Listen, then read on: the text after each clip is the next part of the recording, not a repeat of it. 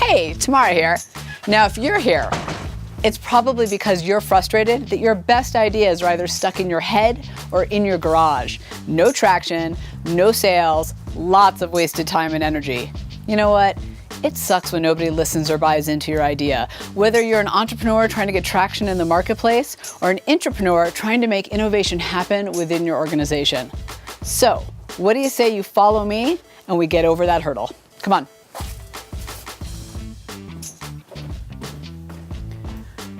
Yeah, that was me too. You are not alone. In fact, I have met hundreds of innovators that feel frustrated because they can't get traction. That is, until I discovered the language of innovation method. In fact, I used it to grow a multi-million-dollar consulting firm, get booked on national media outlets, and get my products on shelves across the country. And when you learn to use the language of innovation method, you will be able to get buy-in from key decision makers on your next big idea, outperform the competition without outworking yourself, and make more money faster.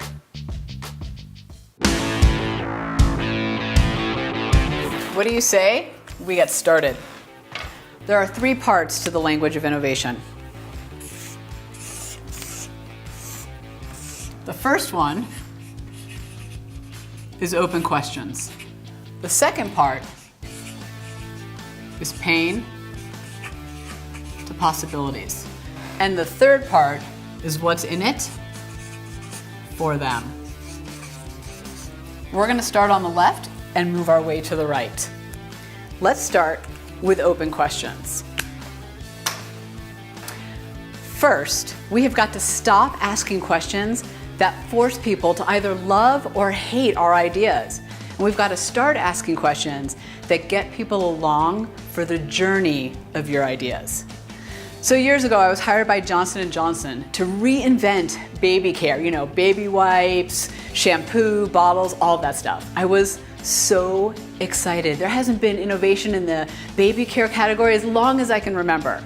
So I assembled the best team. And for 6 months, we were out there shopping at baby stores, testing out formula in cribs. All right, that part was a little weird, but it was insightful. We talked to dads the first time in J&J history. And at the end of all this hard work, we had created a range of new product ideas that we thought would transform baby care.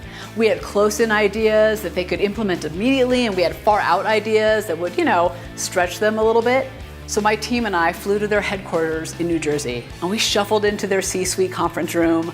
I think you know the one. It's got that big wood table that takes up most of the room and those pink pastel chairs that have been there since the 70s, and those oil paintings of CEOs gone past lining the walls, none of them smiling at you. And I'm standing up there with my team looking out, and it's the VP of this department and the head of that department, and to the right is my client and his boss. Now, I'm beaming with pride as my team starts to go through their ideas. I'm so proud of them. But as they're talking, I can hear this whispering over to my right. It's my client's boss. Now, here's the thing about him. I don't remember his name, but I can tell you that he had a mustache so large that it moved before he spoke. So I could see it coming. And every couple of sentences and on every idea, he would lean in to my client and he would say, "Didn't Joan try that in 1985? Didn't the R&D look at that in 2001? Didn't our competition try that and fail? Didn't another consultant give us that idea?" I was so angry. In fact, I think that was the longest plane ride home I have ever had. And I went through the 12 steps of anger. So I started with Mustache Man. And I'm in my head and I'm thinking, how dare he? You know what? He has been at J&J too long. He is obviously jaded. He should not have anything to do with innovation. And in fact, when I got off this plane, I'm gonna call them and I'm gonna tell them to fire him. Then I moved on to my poor client and I started to think, obviously, if he can't get buy-in from his team, he shouldn't be heading up innovation projects. And when I get off this plane, I'm gonna call him and I'm gonna tell him he should be fired. Then I moved on to my poor team. Oh my gosh, they obviously totally snowed me. I mean, they made me believe these ideas were good, but they weren't. And you know what? When I get off this plane, I'm gonna fire them all. thank goodness for everyone, it was a really long plane ride home to Denver. And by the time I got off the plane, I realized who was really at fault. I'm sure you see it. It wasn't them. It was me. We had spent 6 months pushing the limits of possibilities, stretching our thinking, and then we shuffled into this room with the key decision makers and expected them to get it the way we did.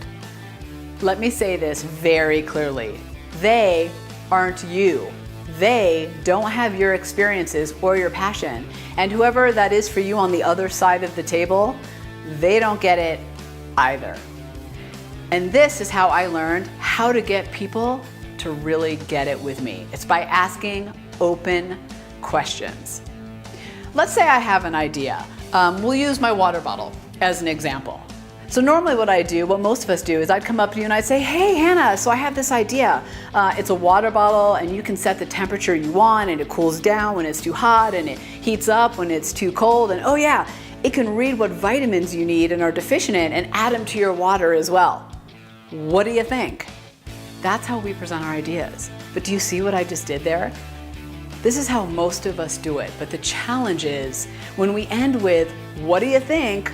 All that does is force people into an up or down vote. You either love it or you hate it. That's it. And frankly, most people hate it. And then we get angry and we call them, yes butters, and we walk away from them. And then we try to talk to the 2 people that liked it. You'll never get the buy-in and the traction you need by doing that. Here's what you are going to do instead. You are going to ask open questions. Here's my example. So let's go back to the water bottle. Heats up, it cools down, it adds vitamins. What would you do, Hannah, to strengthen this idea? Do you see the difference there? OMG. When I ask that of people, you can actually see their wheels turning. Now, instead of loving or hating as a response, you've brought them in to your world. Now they are thinking about how to make your idea even better. That equals buy-in, traction, and sales. There are 3 open questions that have proven to get me results. Now I want you to pause this video, grab a pen and paper, and come back. All right, I wrote them down too. Now that you've got your pen and paper, I want you to write this down. What would you do to strengthen this idea? The second question, what do you need to see, have me say, for you to love this idea? And the third one, this is particularly good for those real naysayers out there. What holes do you see and how would you fill them? Do you see the difference in that language? It's so powerful. When you get really good at asking these questions, these open questions, by the way, you can start to craft your questions in a way that speaks to someone and how they innovate. For example, if someone innovates with more of a risk-taker profile, I found that if I say or ask the question like this, what would you do to make this idea big and bold? Instead of just strengthen it, their eyes will light up. Now I found that there are 9 triggers of innovation, and you can use them to craft just the right language. I go through all of these in the IQE Innovation Quotient Edge assessment, and I encourage you to go check it out, as well as LaunchStraight, if you want to discover your unique innovator profile and how to communicate effectively around innovation. But that's not what we're going to delve into today. Here's what I need you to know for today. Shifting my language to incorporate open questions has gotten me customers, appearances on TV, landed $250,000 contracts with it. They work. Open questions are a powerful, powerful tool. Now, let's move on to the second column here. Feel pain to see possibilities. I was talking to a friend of mine and she was complaining, and actually rightfully, that her boss didn't see how her ideas could lead to millions of dollars for their company. He just couldn't see the possibilities. Have you ever felt like that, where the idea that you were presenting is obviously brilliant, and all you get from the other end of the table is that Scooby-Doo kind of look like, what? I have totally been there myself. It's so aggravating, isn't it? I mean, clearly it's a great idea. And this is where the second part of the language of innovation method makes a difference. I want you to remember this phrase. People need to feel the pain in order to see the possibilities. As humans, we're hardwired to move away from pain. Now, it's no longer saber-toothed tigers we're running away from, but our physiology is actually still kind of primitive. We're more likely to move away from pain than to seek pleasure. So if you want buy-in and traction, people need to feel the pain in order to see the possibilities. For example, who doesn't love Post-it notes? Clearly, I can't live without them. And honestly, I think you're kind of weird if you don't love them like I do. Well, that's exactly what Art Fry, the creator of Post-it notes, thought when he invented them and went to leadership. And do you know what they told him? It's a bad idea. It's not marketable. It'll never work. But guess what Art Fry did? What he didn't do was try to convince them of the possibilities. Instead, he made them feel the pain. Here's what he did. He made up all these Post-it notes and he gave them to all the administrative assistants of all those leaders who told him no. Now, in about 2 weeks, they all ran out. And you know what they did? They called Art to get more. But do you know what he did? He said, no more Post-it notes. So guess what all those admins did? Yeah, they marched right into their boss's offices and said, we need Post-it notes. And then leadership got it and he got buy-in. All right, so here's the thing. Do you know when Target is going to want to take your product and put it on their shelf? Yeah, when they feel like not having it means they are missing out on something. Do you know when that big client is going to buy your services? Right, when they feel like not buying your services is painful to them. And do you know when your boss is going to greenlight that big idea of yours? Right, when he or she feels the pain of not doing it. So what can you do to get your customer, your client, your marketplace to feel the pain? Once they do, they will see the possibilities fast. And finally, the third part of the language of innovation method, what's in it for them? It's kind of like a Jeopardy category. I'll take what's in it for them for $100, Alec. Do you know what people care about? Themselves. And that's okay. So why do we start every conversation with what I do, the features of my product, the benefits of my service, how I'm different than the competition? Do you know what that sounds like to our prospects or our bosses? Blah, blah, blah, blah, blah, me, blah, blah, blah. And seriously, why should they care about what you are saying? They have a million other things to do and a dozen other things taking up their mental space. If you ask yourself what's in it for them, then you'll realize you probably come across pretty boring. Sorry, but that's the cold hard truth. So instead of leading with you, the features, the benefits, and then ending with what's in it for them, the key is to flip it. Flip your flow and you'll flip your results for the better. There's something I want you to remember. It's not about you, it's about them.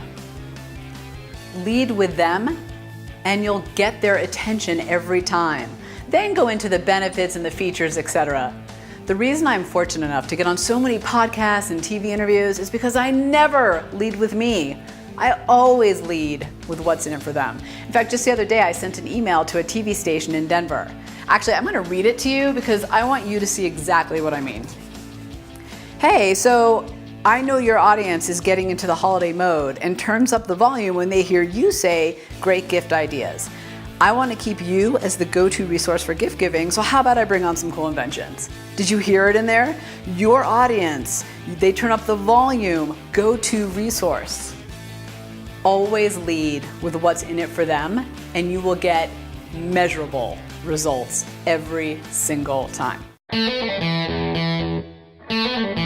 Okay, in this video, I have broken down the language of innovation into its 3 parts. Open questions, feel the pain to see the possibilities, what's in it for them. I hope that you start incorporating what you've learned immediately. And hey, after you've given it a shot, email me, let me know how it went. I always love to hear the transformations people get by doing these easy to implement things.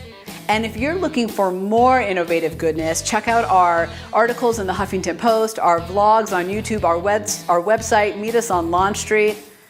And finally, remember, if you change your language, you change your outcomes. And that is Tamara out.